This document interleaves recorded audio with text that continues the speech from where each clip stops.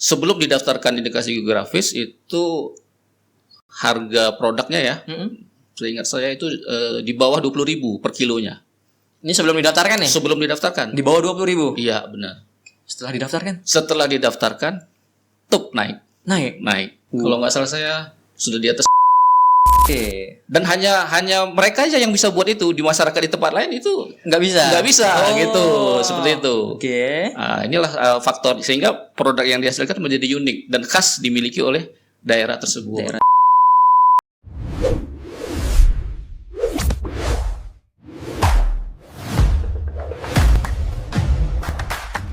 Halo Sobat Pengayoman, selamat datang di Sembang Hukum. Wup, apa tuh? Sudah lama tidak bersua, kembali lagi bersama saya Awan di sini membawakan Sembang Hukum kita kali ini yang bertemakan indikasi geografis. Mungkin teman-teman Sobat Pengayoman sekalian sudah pernah mendengar pembahasan terkait kekayaan intelektual, tapi kali ini kita akan masuk lebih dalam lagi tentunya kepada bagian indikasi geografis. Indikasi geografis itu apa wujudnya, apa dampaknya, bagaimanakah pengaturan hukumnya, semua akan dibahas spesifik dan kita kupas habis dalam Sembang Hukum kali ini. Ya, baik Sobat Pengayoman, bicara sedikit tentang indikasi geografis, ini kita asumsikan dari kata-katanya sudah bisa menggambarkan suatu wilayah, karena kita bicara tentang geografisnya. Tapi indikasinya bagaimana dan apa hubungannya dengan kekayaan intelektual?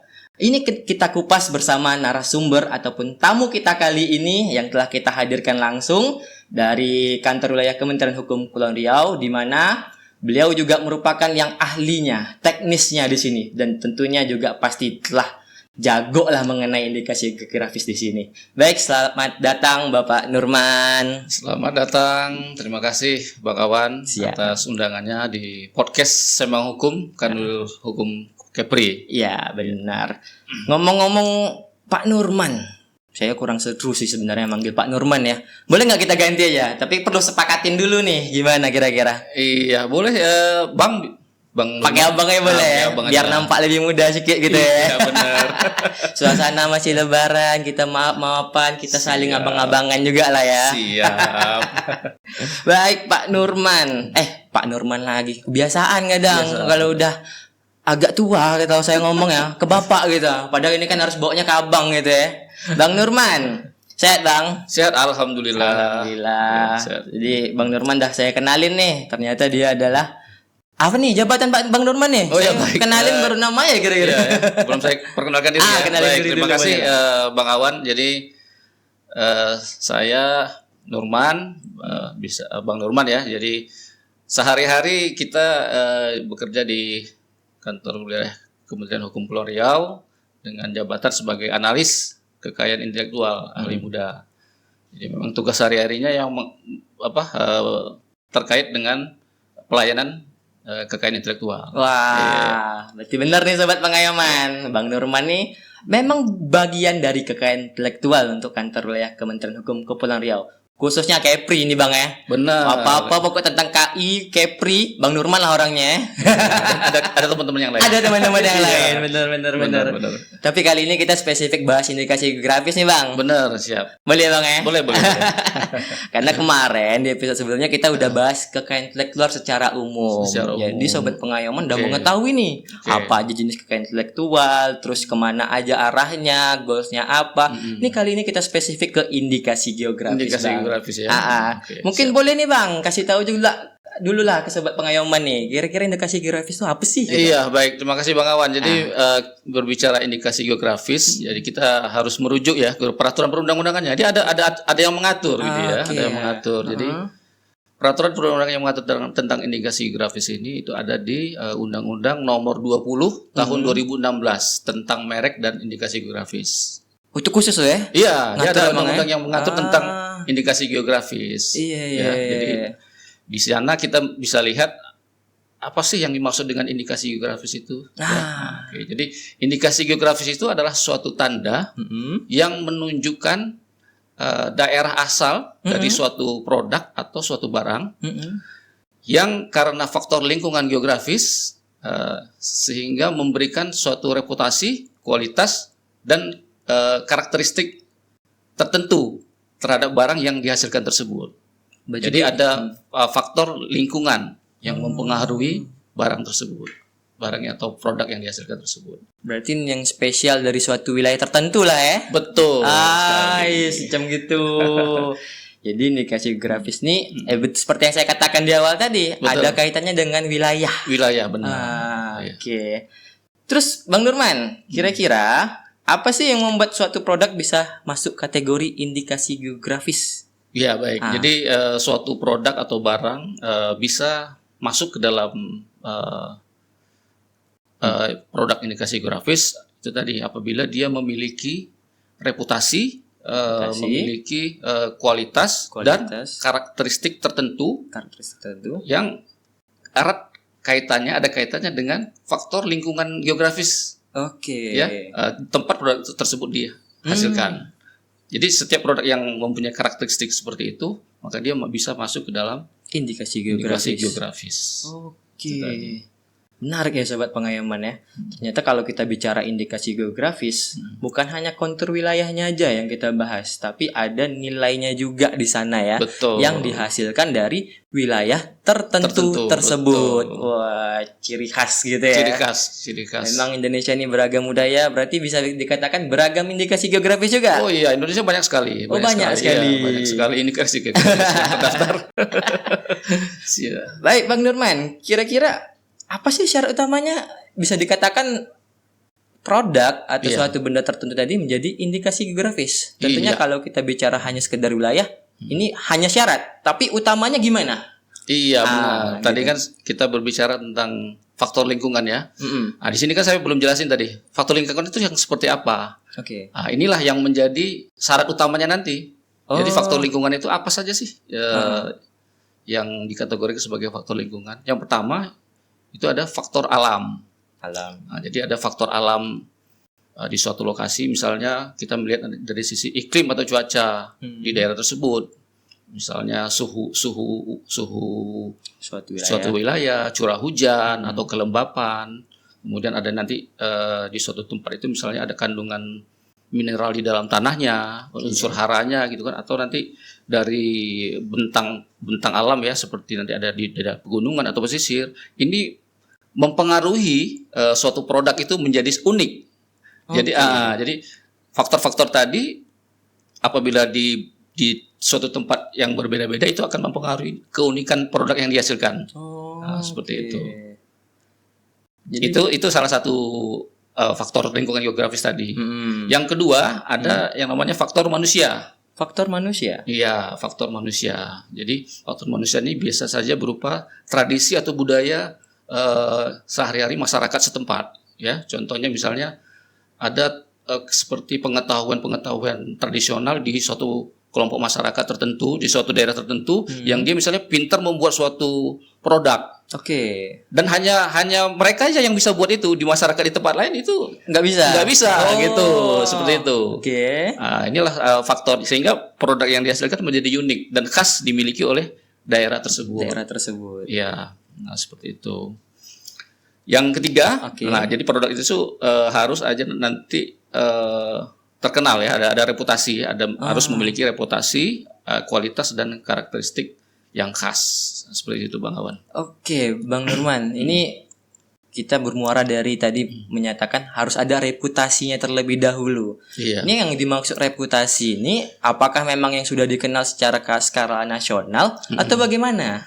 Iya, jadi bisa saja sudah dikenal secara nasional, bisa saja, dan bisa juga sih mungkin awalnya dia dikenal di lokal dulu ya. Di lokal dulu nggak apa-apa berarti. Nggak masalah. Misalnya contoh kita di Kepri ini ya, tahun 2022 itu kita di Kepri ini dikenal ada namanya produk Salak Sari Intan Bintan. Salak Sari Intan Bintan. Ya, itu belum terdaftar sebagai indikasi geografis, tapi masyarakat Bintan sudah tahu. Produk tersebut ada di sini. Jadi sebelum didaftarkan orang udah tahu bahwa ini produknya memang memiliki karakteristik khusus yang memang adanya cuma di Bintan. Ada di sini aja gitu ya. Betul, seperti itu.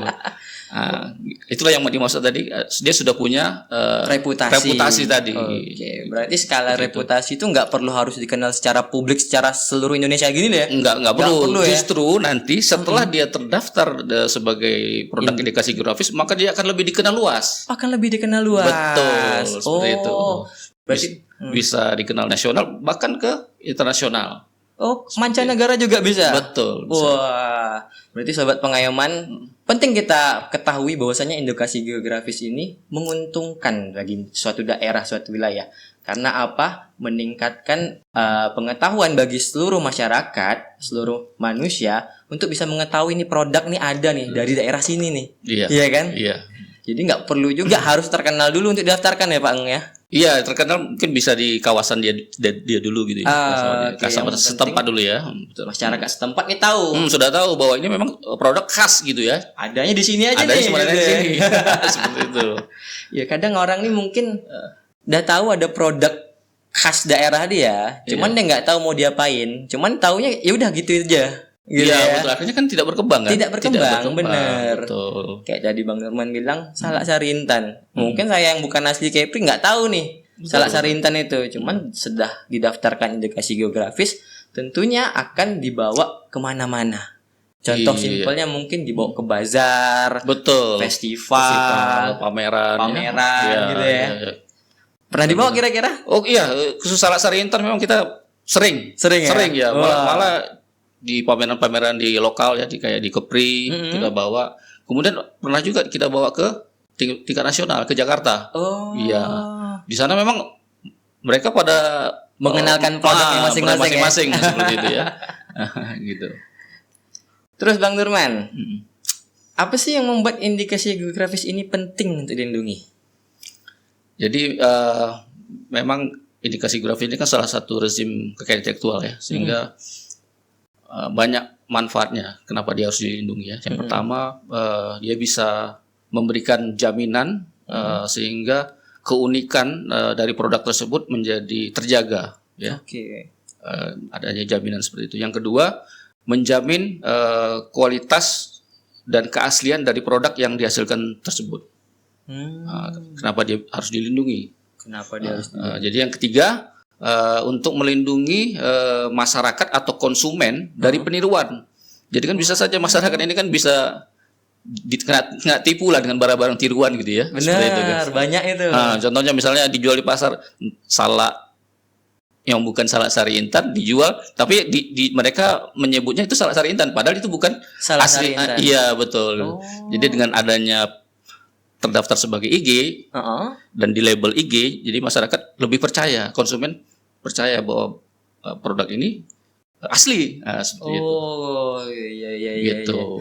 Jadi lebih mengunci yang namanya spesial dari suatu wilayah tadi itu ya. Betul. Karena emang plagiarisme sekarang makin marak gitu ya. Apalagi kita tahu di rezim atau di zaman sekarang banyak AI, banyak apa tentang plagiat. Takutnya nanti berkembang jauh. Buah Sari Intan ini pun bisa di AI kan gitu.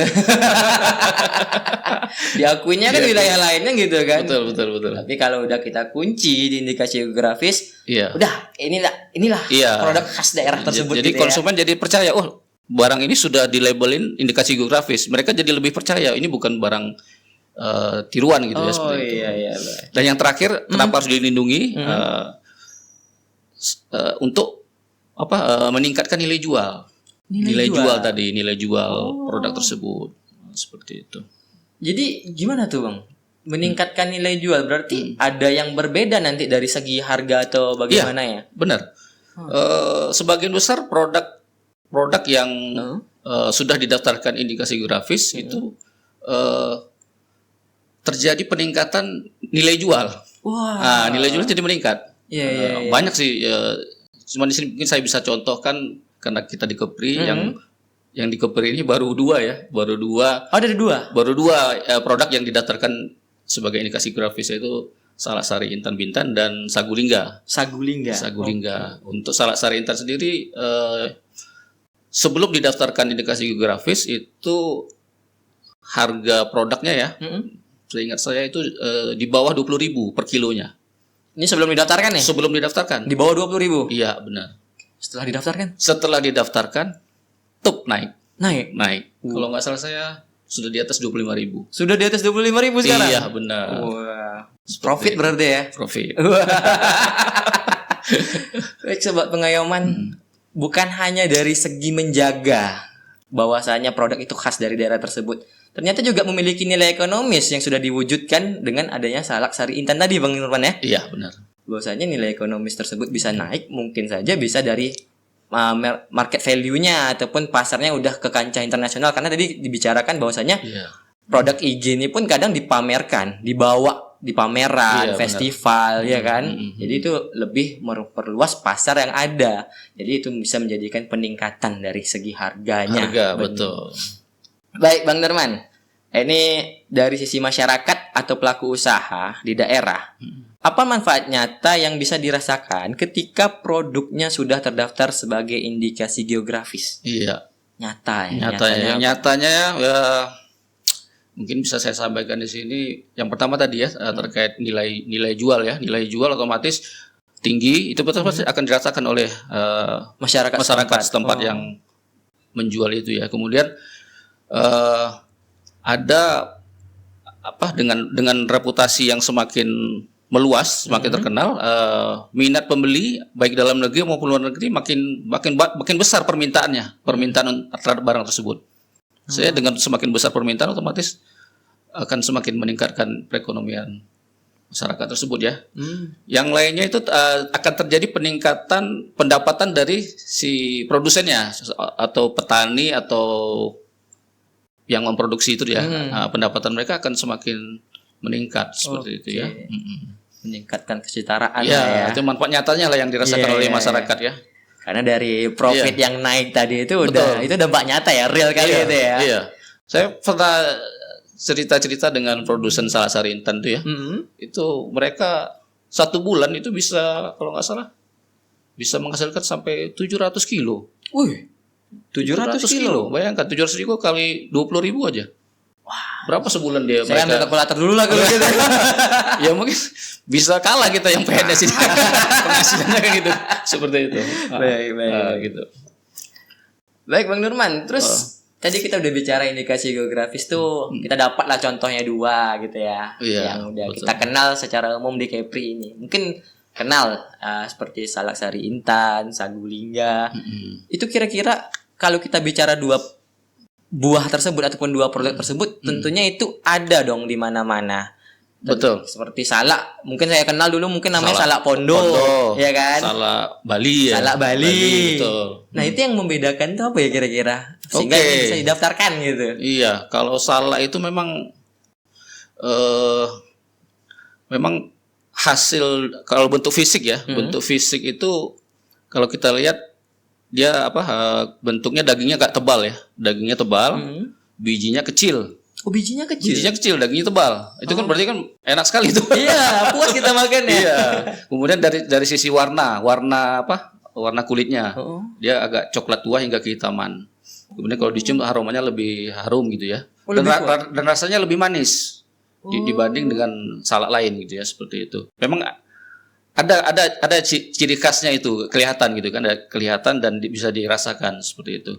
Berarti Bang Nurman sudah mencoba membandingkannya ya, tentunya ya. Iya, benar. Ini Salak Sari Intan, ini salak yang lain. Dan itu nanti akan ada pengujian uji laboratorium. Ada uji labnya dulu. Betul, ada untuk membedakan secara laboratorium lah ya. Jadi kandungannya. Jadi itu tetap harus dibuktikan oleh tes laboratorium. Jadi beda tuh nanti kandungannya. Antara Salak Sari Intan, Salak Pondo, Salak Bali itu berbeda kandungannya. Berarti itulah fungsinya tadi untuk menjaga ataupun keamanan dari indikasi geografis ini dari plagiarisme tadi ya. Betul. Karena khawatirnya ketika kita memiliki produk di wilayah kita, kita asumsi ini indikasi geografis kita nih. Belum tentu. Kita uji lab dulu. Uji laboratorium. Jangan sampai ngaku-ngaku ya. Betul. Tentunya kita negara hukum dilindungi semuanya berdasarkan hukum. Betul. Tak boleh sembarangan gitu ya. Siap. Tapi sobat pengayoman, kalau emang ada produk dari wilayah yang dirasa khas dan juga mungkin yang belum ada di mana-mana, boleh didaftarkan. akan didampingi oleh Bang Nurman ya Bang ya. Siap. Akan dikawal terus ya. Dari Kanwil akan memberikan pendampingan Nah. sampai sertifikat terbit nanti. Sampai sertifikat terbit ya. Siap. Dan juga tentunya profit itu tadi ya. Iya. Baik Bang Nurman, ini kan masih suasana lebaran nih. Bolehlah kita icip-icip kue raya kita sedikit nih. Oh iya, ini di depan saya lihat nih sudah ada minuman nih. Ada minuman sangat kaleng. menggiurkan ini. Ada kue-kue. Boleh, mari kita Ada cicip-cicip. kue lebaran ini? Kue lebaran. Masih lebaran. Masih lebaran. Kata orang Melayu, lebaran di Melayu ini sebulan. Nah, jadi masih panjang waktu kita masih lebaran. Betul. Bisa kita icip-icip kue sikit deh. Kalau bisa lebarannya lebih dari sebulan Oh, lah ya. lebih boleh juga ya. Emang hari kemenangan itu ya. Pengen menang lama-lama gitu. Siap. Ayo Pak Nurman. Oke. Ini kue apa ini? Aduh. Ini kue coklat ya. Coklat. Boleh dicicip nih? Boleh, ya? gas. Pak Awan, silakan. Saya minumnya agak kering ya tadi ya. Iya lah ini. Unik juga ini bentuknya nih. Ini pasti produk dari UMKM ini biasanya nih. UMKM. Iya. Nah.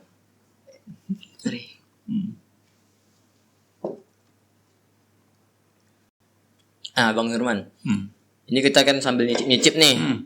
Bicara juga tentang indikasi geografis ataupun kekayaan intelektual lah sebelumnya. Kira-kira dari satu produk ini apakah ada kekayaan intelektualnya? Enggak. Enggak, saya lagi ngunyah. Iya.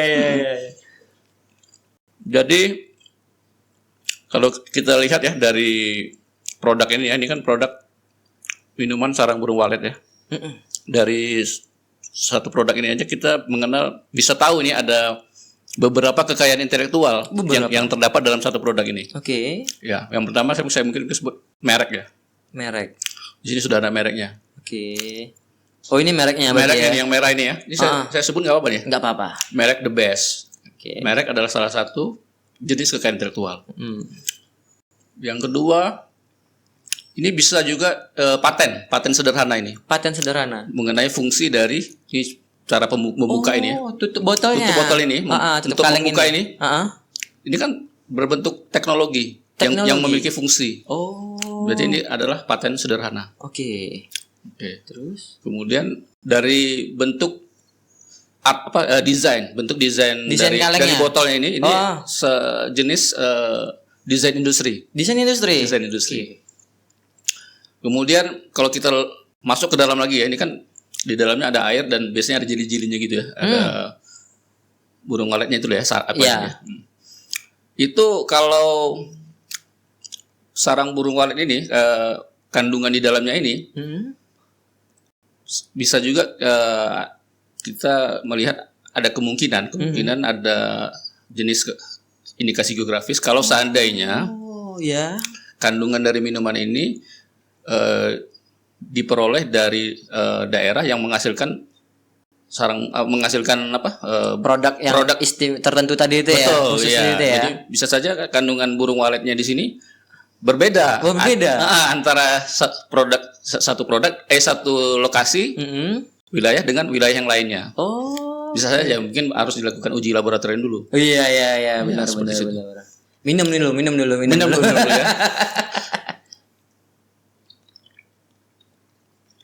Nah, jadi sobat pengayoman, kita bicara kaleng ini aja, kaleng minuman ini bisa tahu nih ada beberapa kekayaan intelektual. Inilah pentingnya kita melek ya, Bang. Iya, benar. Selain dari melek hukum juga melek dengan yang ada di sekitar kita. Betul.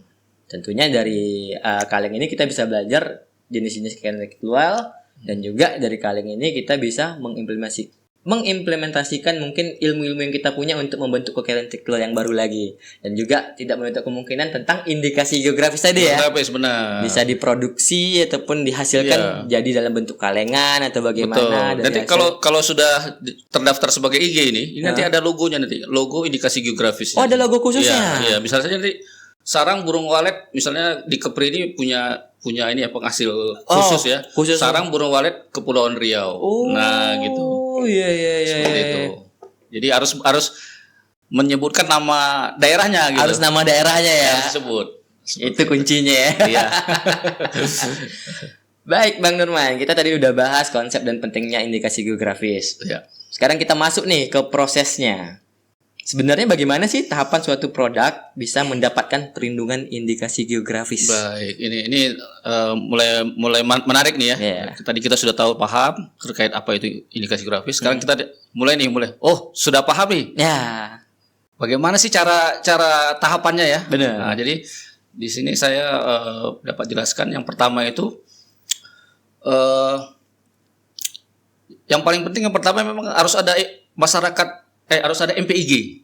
MPIG. Apa itu? Nah, MPIG ini adalah kalau kita kepanjangin masyarakat perlindungan indikasi geografis. Jadi ini adalah kelompok masyarakat yang mereka bergabung dalam suatu asosiasi atau kelompok yang memproduksi barang yang berciri khas indikasi geografis. Nah, seperti itu. Okay. Jadi setelah adanya MPIG ini, baru kita lanjut ke tahap berikutnya, itu mempersiapkan yang namanya dokumen deskripsi.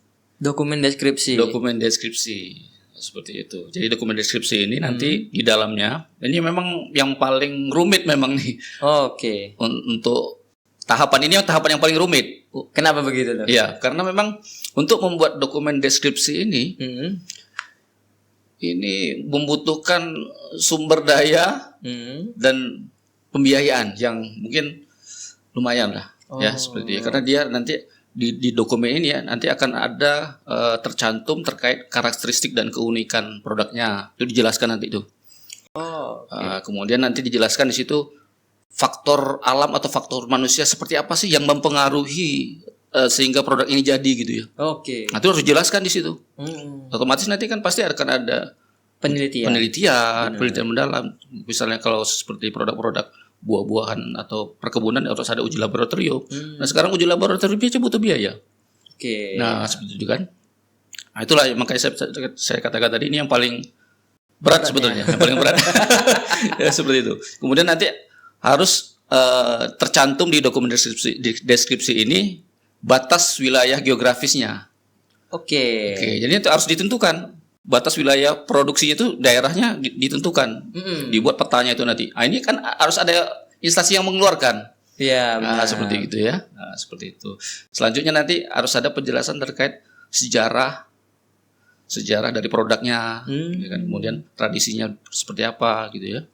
Kemudian metode produksinya harus dijelaskan juga di dokumen ini. Oke. Jadi memang ya itu tadi saya katakan agak rumit memang untuk menghasilkan, perlu kerjasama yang banyak ya, yang dengan banyak inilah ya, banyak instansi atau dan dukungan dari pemerintah daerah juga seperti itu. Makanya tadi MPIG itu diperlukan ya di sini. Iya, mereka lah nanti yang menyusun ini. Karena secara komunitas ketika sudah dibentuk, mereka bisa komitmen bersama, Betul. membagi peran dan tugasnya masing-masing tadi ya. Betul sekali. Ini bicaranya seperti menghasilkan suatu karya ilmiah juga ya berarti ya? Oh iya, biasanya dokumen itu ya seperti skripsi lah, tebal-tebal begini. Tebal-tebal ya? Iya, dokumen deskripsi ini. Itu tahap yang pertama ya. Yang tahap kedua, setelah dokumen deskripsi jadi, kita akan mengajukan permohonan. Permohonan. Jadi permohonan itu diajukan ke Menteri Hukum melalui lembaga yang berwenang. Dalam hal ini kalau di daerah itu biasanya yang membantu pendaftaran itu Kanwil setempat. Kantor wilayah setempat ya. Nanti Kanwil wilayah setempat akan membantu pendaftaran produk indikasi geografis dari MPIG tadi. Ya, MPIG memohon ke Kanwil yang membantu pendaftaran. Seperti itu. Itu yang kedua. Tahapan yang kedua ya. Tahapan yang ketiga setelah didaftarkan, setelah diinput permohonannya, kemudian akan dilakukan pemeriksaan yang namanya pemeriksaan administratif. Ini ranahnya Direktorat Jenderal Kekayaan Intelektual. Direktorat Jenderal Kekayaan Intelektual. Jadi mereka nanti akan memeriksa dokumen permohonan yang kita ajukan. Secara administratif apakah sudah lengkap atau belum gitu kan. Yang keempat, pemeriksaan substantif. Ini juga akan dilakukan oleh Direktorat Jenderal Kekayaan Intelektual ya, melalui mereka di sana ada tim ahli. Ada tim khususnya ya. Ada tim ahli indikasi geografis. Di sana nanti mereka akan menguji apakah produk ini benar-benar sesuai yang dituangkan di dokumen deskripsi dengan kenyataan di lapangan. Nanti mereka akan ngecek. Mereka akan turun ke lapangan. Kalau seandainya ini udah dianggap berhasil, tahap selanjutnya masuk ke tahap publikasi. Publikasi atau pengumuman, nanti akan ada pengumuman di website DJKI, itu biasanya ada berita resmi terkait indikasi geografis. Tujuan kenapa ini harus diumumkan adalah untuk memberikan kesempatan kepada pihak lain yang mungkin keberatan atas apa yang diajukan gitu. Bisa saja dia keberatan, mungkin ada yang sesuatu yang sama atau gimana seperti itu ya. Nah, jadi langkah terakhir apabila tidak ada yang keberatan, barulah dia dianggap didaftarkan dan baru terbit sertifikatnya. Nah, itu tahapannya. Lumayan panjang. Tapi yang paling panjang tadi yang pertama. Yang pertama ya. Iya. Tapi emang nggak salah juga sih, karena kan tahapan itu semua untuk melindungi hasil akhirnya. Betul. Supaya nggak ada plagiarisme. Terus juga meningkatkan nilai jualnya tadi ya Bang ya. Betul. Luar biasa ya. Saya baru tahu nih Bang, prosesnya emang begitu panjang. Tapi kalau dengar impactnya juga terpublikasi secara umum, berarti menandakan bahwasanya, ayo siapa yang keberatan dengan ini? Kami pengen menguji ini lebih jauh. Betul. Pengen mengunci nih hasilnya siapa. Kira-kira ada nggak produk ini di luar daerah lain lagi? Kan gitu ya? Betul. Nah, seperti itu. Nah Bang, kira-kira dalam proses tadi permohonan itu dilangsungkan, kita bisa melibatkan siapa aja sih? Kira-kira? Baik, dalam proses permohonan tadi, jadi ada beberapa pihak yang terlibat terlibat dalam pendaftaran indikasi geografis. Yang pertama itu ya pasti harus ada pemohon, ya. Pemohonnya sendiri. Pemohon itu MPIG tadi ya. Nah, pemohon itu ya, yang pertama MPIG. MPIG atau asosiasi ya. Yang kedua pemerintah daerah. Pemerintah daerah ini fungsinya sebagai yang mendukung atau yang merekomendasikan. Mendukung, rekomendasi, jadi nanti memfasilitasi ya. Betul, dan memfasilitasi, dan nanti akan butuh yang namanya surat rekomendasi dari kepala daerah setempat. Nah, inilah sebagai salah satu bentuk dukungan dari kepala daerah terhadap produk yang akan dinaikkan sebagai indikasi geografis. Seperti itu. Pihak yang ketiga ini tadi yang saya katakan, pihak yang memiliki kewenangan untuk mendaftarkan, inilah Kanwil. Kanwil fungsinya untuk menginput permohonannya, pendaftarannya. Seperti itu. Itu dari sisi pemohon. Kemudian nanti ada dari sisi Direktorat Jenderal KI. Kalau dari Direktorat Jenderal KI ini terkait pemeriksaan tadi saya bilang ada pemeriksaan administratif, substantif, sampai menerbitkan sertifikat. Nah, seperti itu. Selanjutnya ada tim ahli indikasi geografis. Nah, mereka lah nanti yang melakukan penelitian di lapangan. Apakah ini benar-benar bisa didaftarkan sebagai produk indikasi geografis. Dan yang terakhir pihak lain. Ada pihak lain rupanya. Ada pihak lainnya lagi.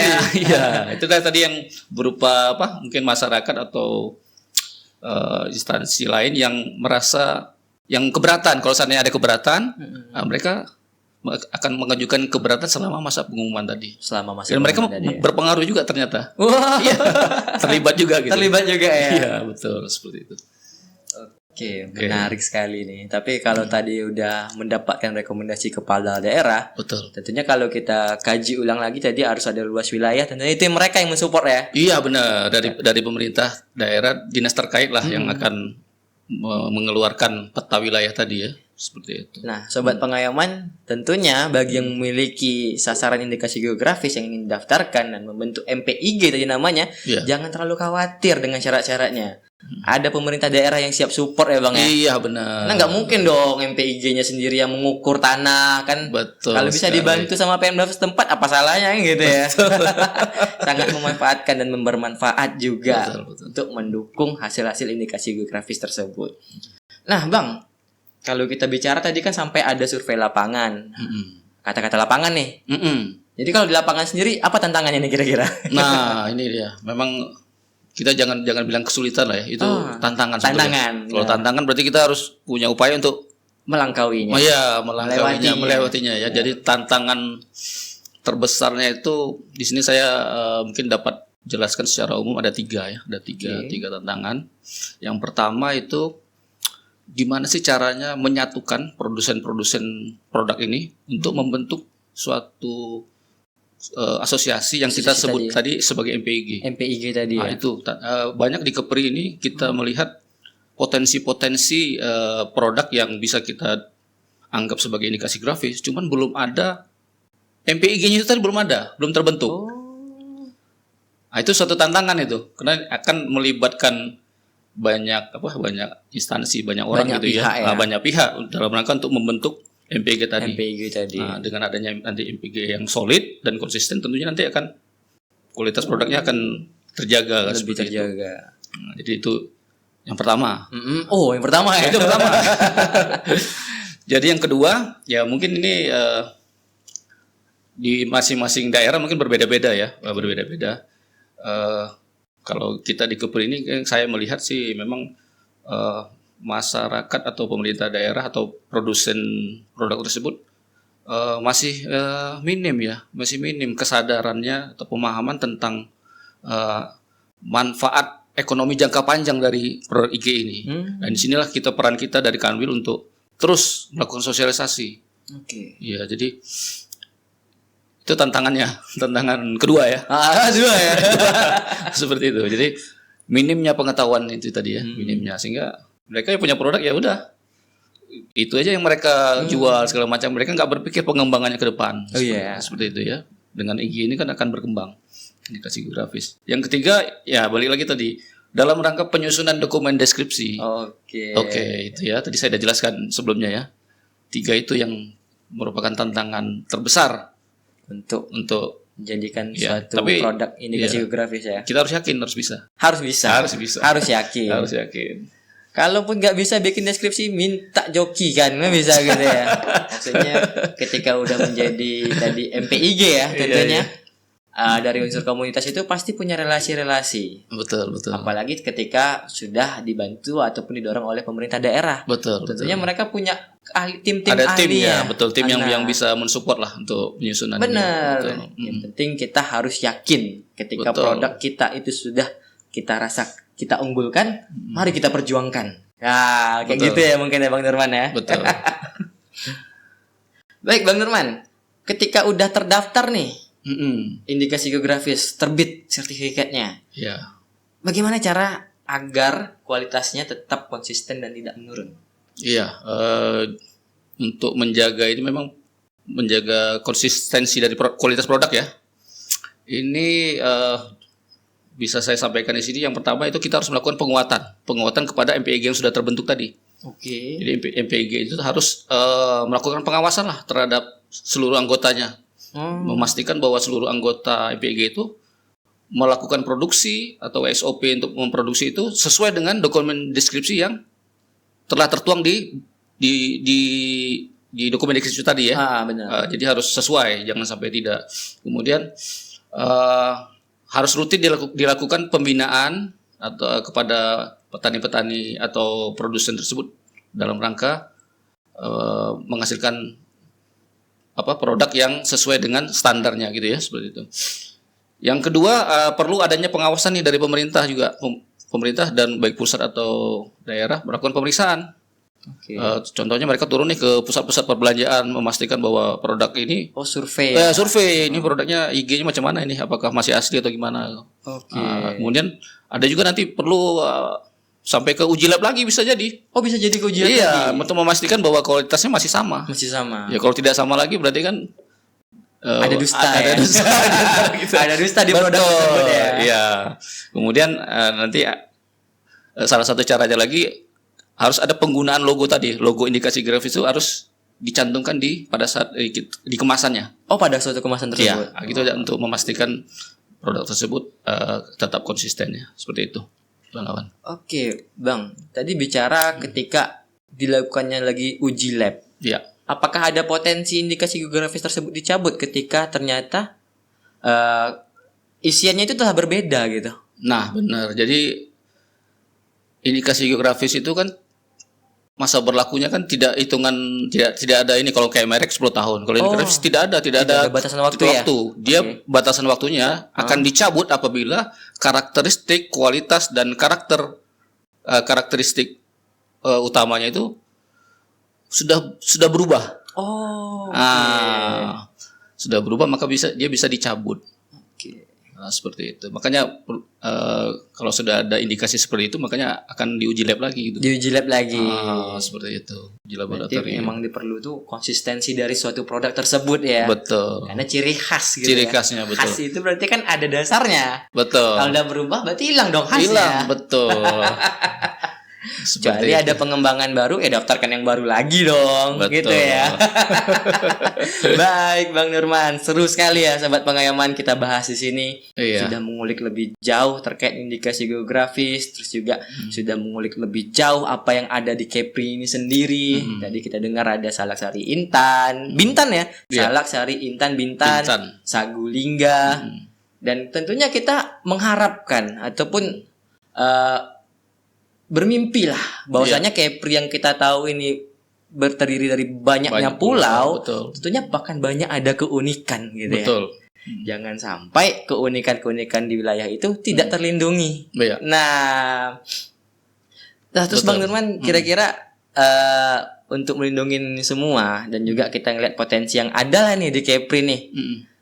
Apa sih rencana ke depannya terkait tentang pengembangan Potensi ya. indikasi Jadi, grafis di sini? Kami khususnya bidang pelayanan KI ya, kami sudah turun ke lapangan ya, turun ke lapangan beberapa pemerintah daerah. Banyak sekali memang sebetulnya potensi. Cuman memang kendalanya itu tadi. Seperti yang saya bilang tadi, tantangan tadi ada 3 Tantangannya tadi itu Jadi potensinya contoh di hasil pertanian ada kelapa dalam kawal. Itu Kelapa potensi. dalam kawal. Kalau itu di Bintan. Itu potensi. Kemudian ada ubi kayu Bintan, itu potensi juga. Berpotensi itu ya. Iya. Kemudian ada buah pala. Buah pala. Nah, itu adanya di Anambas. Buah pala Tiangau. Nah, kemudian ada cengkeh Siantan Anambas. Rambutan Tanjung Batu. Rambutan juga juga bisa. Rambutan, durian. Ada durian juga. Nanas kundur. Nanas kundur. Ada gambir. Kayak kelautan, gonggong sebenarnya bisa, cuma memang perlu agak sedikit didorong lagi ya. Gonggong, ada ikan Napoleon di Natuna, ada teripang ada di teripang. Ya itu kalau diteliti benar itu kandungannya bisa berbeda dengan di daerah lain. Nah, seperti itu.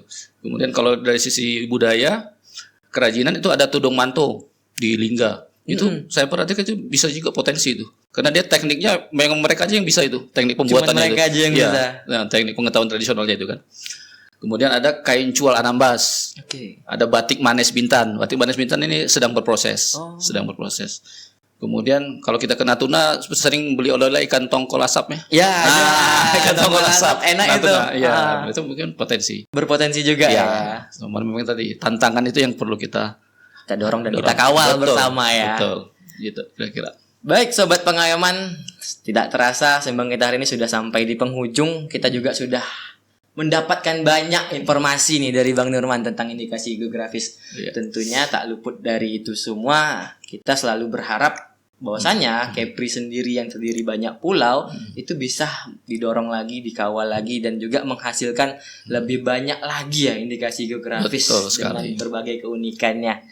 Baik Bang Nurman, mungkin yang terakhir lah. Ini perlu penguatan lagi dari Bang Nurman. Pesan-pesan Bang Nurman lah. Baik untuk ya. Pesan-pesan Sobat Pengayoman kita nih gimana tentang indikasi geografis atau pandangan ke depannya lah. Iya baik. Makasih Bang Awan. Jadi pesan saya mungkin yang pertama kita terhadap produk yang berpotensi indikasi geografis, yang pertama kita mungkin harus kenali ya.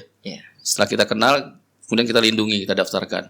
Setelah kita daftarkan, itu jadi kebanggaan kita ya, kebanggaan kita. Jadi di sini memang peran masyarakat ya, masyarakat itu saya mengharapkan masyarakat yang mungkin memiliki produk potensi itu segera ya berkumpul untuk membentuk asosiasi atau MPIG. Itu saran saya, pesan saya kan. Kemudian setelah terbentuk ya mulai menyiapkan tahapan-tahapan tadi, tahapan yang sebelumnya ya. Siapin membentuk, menyusun dokumen deskripsi, kemudian pahami nilai manfaatnya setelah produk terdaftar IG, kan ada manfaatnya tadi kan, itu pahami. Kalau mereka sudah paham manfaatnya, mereka pasti akan buru-buru nih. Iya. Seperti itu. Semangat langsung. Iya benar semangat. Dan untuk pemerintah daerah nih, saya mungkin pesannya mungkin pemerintah daerah perlu lebih proaktif lagi. Lebih proaktif untuk memetakan potensi-potensi yang ada. mana yang belum terdaftar segera nih difasilitasi lah. Oke. Ya, jadi tadi seperti pembentukan asosiasi, pemerintah fasilitasi nih. MPIG tadi membentuk asosiasi, kemudian menyusun dokumen deskripsi, kemudian pendaftaran ke DJKI, pemerintah bantu produsen ya untuk itu.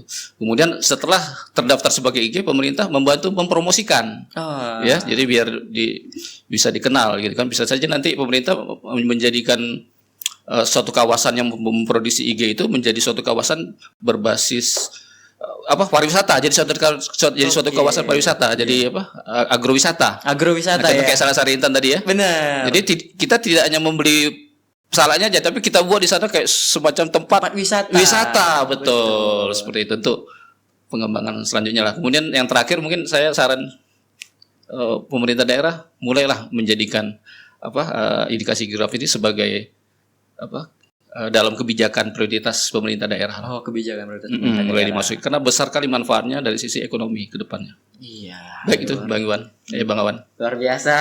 Terima kasih kepada Bang Nurman atas ilmu dan cerita yang sangat membuka wawasan hari ini, dan tentunya melebarkan lagi nih pemikiran kita bahwasanya perlu kita memahami dan juga mengeksekusi kekayaan intelektual, tentunya khususnya indikasi geografis ya Bang ya. Baik, terima kasih juga untuk sobat pengayoman yang telah mendengar hingga akhir. Sebelum benar-benar tutup, mungkin saya akan pantun sedikit ya.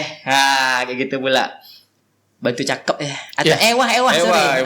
Biasa dikebri Pergi belayar ke Pulau Bintan. Singgah sebentar beli sotong. Produk lokal kalau dijaga dengan kesungguhan boleh terkenal sampai ke ujung kampung. Ya, Sembang Hukum. Apa tuh?